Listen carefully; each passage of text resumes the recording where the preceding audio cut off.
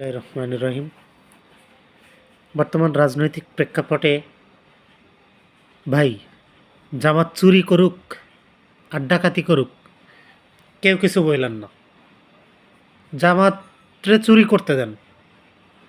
জামাত ইসলাম ইসলাম নাম নিয়ে তাদের মনের ভিতরে যে শয়তানিটা করতে দেন ভাই। ভাই, বিএনপির লোকজনদেরকে আমি বলি, আপনি চাঁদাবাজি করতে যায় না, কিন্তু আপনার নামে যে চাঁদাবাজের কথা বলবে, অমুক চাঁদাবাজি করছে তমুক চাঁদাবাজি করছে, তাকে একটা কথাই বলবেন যে প্রমাণটা দেন, কে বলেছে এই প্রমাণটা দেন। আমরা সেই মানুষটার মুখ দেখতে চাই। সেই মানুষটাকে যদি দেখতে পাই তাহলে সেটা জামাতের লোক হবে ভাই। কারণ জামাতের লোক এখন ইসলাম চায় না, তারা চায় ক্ষমতা, তারা এমপিত্ব চায়, তারা মন্ত্রিত্ব চায়। এটা তাদের নেশা হয়ে গেছে ভাই। বাংলার মানুষ তো বুঝতেছে না জামাত কি জিনিস। বুঝবে। আমি মনে করি জামাত কখনোই ক্ষমতা আসবে না।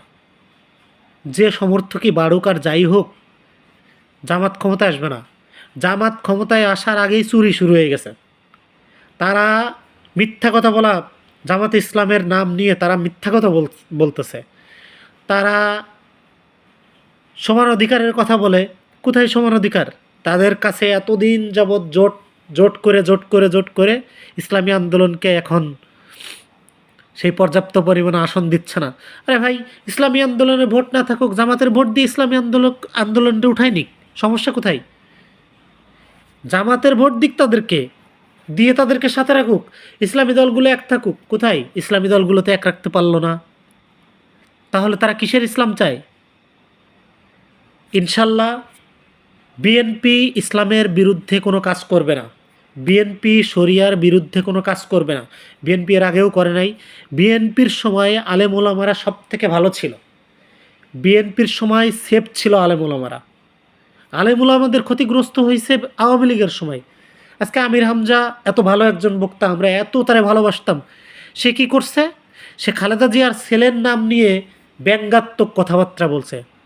তার মতো মানুষের এই ব্যঙ্গাত্মক কথাবার্তা চলে? হ্যাঁ, সে তো একটা শয়তানে পরিণত হয়েছে, আস্ত জানোয়ারে পরিণত হয়েছে। এটা কি জামাতে ইসলামের কাজ? জামাতে ইসলামের কাজ তো এটা না ভাই। অতএব ভাই, আপনারা সবাই বুঝে শুনে কাজ করেন। বিএনপির ভাইদেরকে আমি আবার অনুরোধ করছি, ভাই ভালো কাজ করেন। জামাতে ইসলামকে আবারও রুখে দিতে হবে। আল্লাহ হাফেজ। আসসালামু আলাইকুম।